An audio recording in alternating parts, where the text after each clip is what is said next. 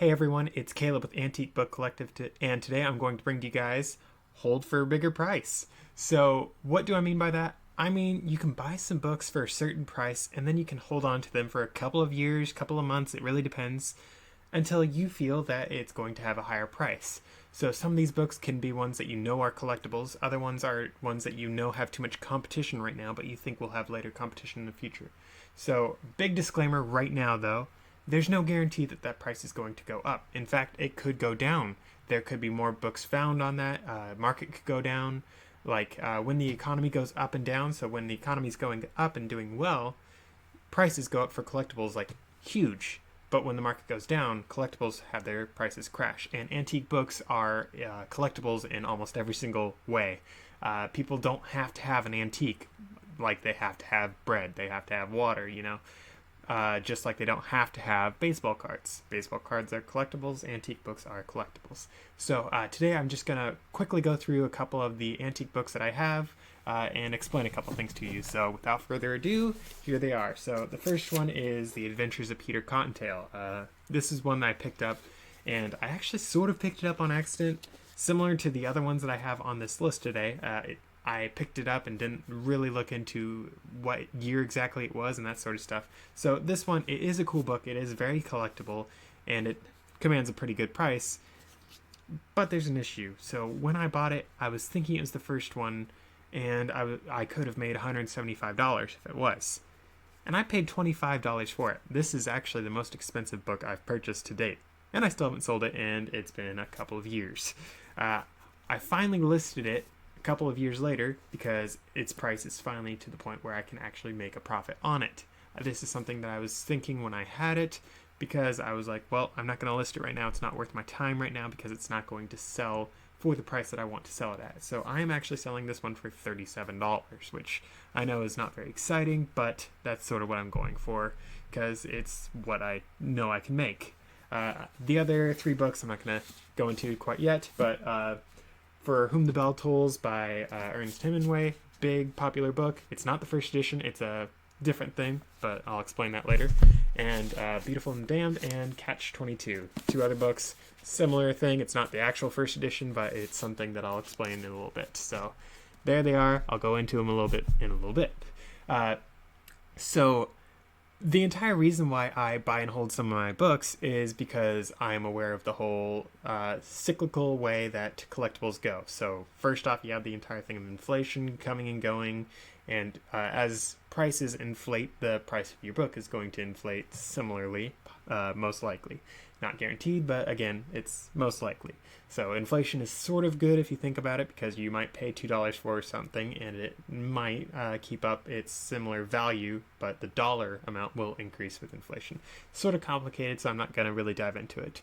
Additionally, there is the entire there's this rule for rich people. I read it in a book once and I hear it mentioned all the time, and it's about splitting up your assets into 1/3, 1/3, and 1/3. Now, I'm not your advisor for anything economical or money-wise, but this is just something I was thinking about when I was holding on to some of these books. And the entire rule about splitting your stuff into thirds is you have 1/3 in fine art or art in general. And for me, antique books is sort of like an art thing, and it's collectible like art, and people show it off like art. People put it on shelves, they frame it, all that sort of stuff, just like art. So I put it in the art category. The next thing people invest in is land, and then gold or silver, and that sort of stuff. So for me, though, the entire fact of this being art is something that I really took to heart.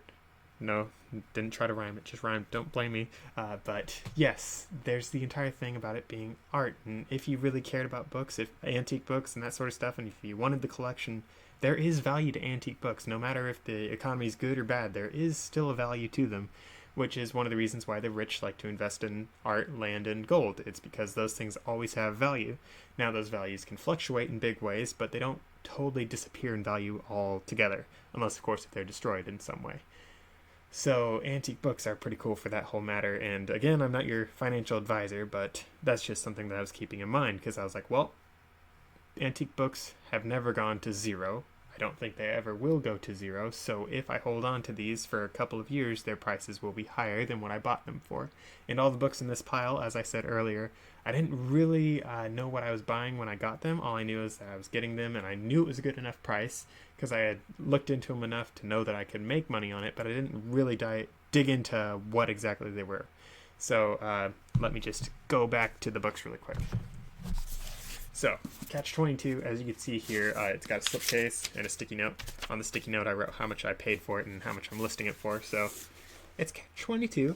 It has a slipcase. A lot of people really like those. I personally don't really care for them, just like I don't care for dust jackets because they both get in the way of me reading the book, but that's just me.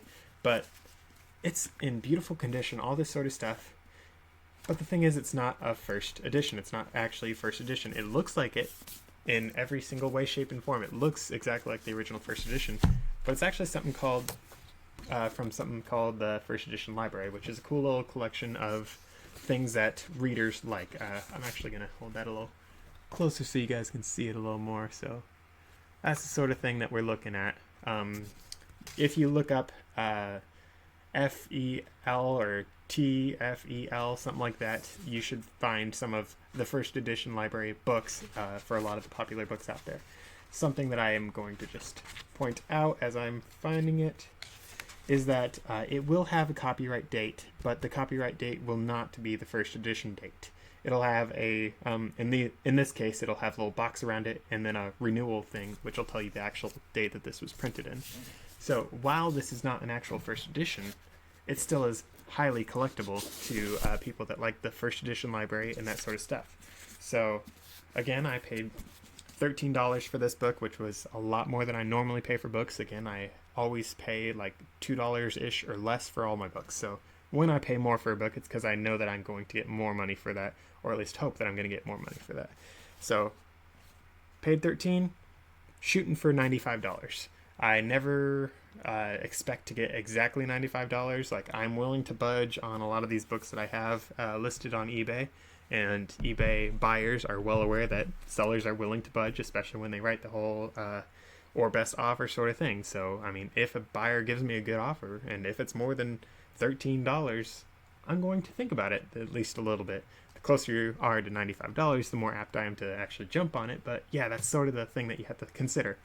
Another book that I held on to for the price appreciation that I was thinking would happen was this one by Scots Fitzgerald. This one right here. So I paid $12, so I paid less than Catch-22, but its current price on eBay is $220. $220. Yes, I know that's a huge number, and it's a lot more than what I paid for it, so I'm like so stoked about that. It's a lot better than the Peter Cottontail one that I talked about earlier that I paid $25 and I'm listing for $35. It's like, sorry, $37. It's like, that's not very good, but it's enough that it's a profit. Sort of regrettable. I know I could have done better with that $25, but you get what you get. Sometimes you buy and hold and it doesn't go up as much as you want. Sometimes you buy and hold and it goes up as much as you want, like the Fitzgerald one went up as much as I wanted it to, whereas the other one did not. And here's another one that didn't do exactly what I wanted it to do. And again, that's why I sort of like have a big disclaimer on this whole idea of buying and holding for the price to go up, is it doesn't work every time. I made money on all of these, and there are actually more that I have of these slipcase ones that I did make good money on. I think I sold one for $150, one for like $300, and those I also paid between like $7 and $12 for. So I made huge markups on my money. I'm very happy with it, but it's not guaranteed. So another one that shows it's not entirely guaranteed. I paid $7 for this one, and I am listing it. It's trying to sell for $29. Not sure if I'm going to make the $29. It's a little low for me, especially with me paying $7 instead of the normal $1 or $2.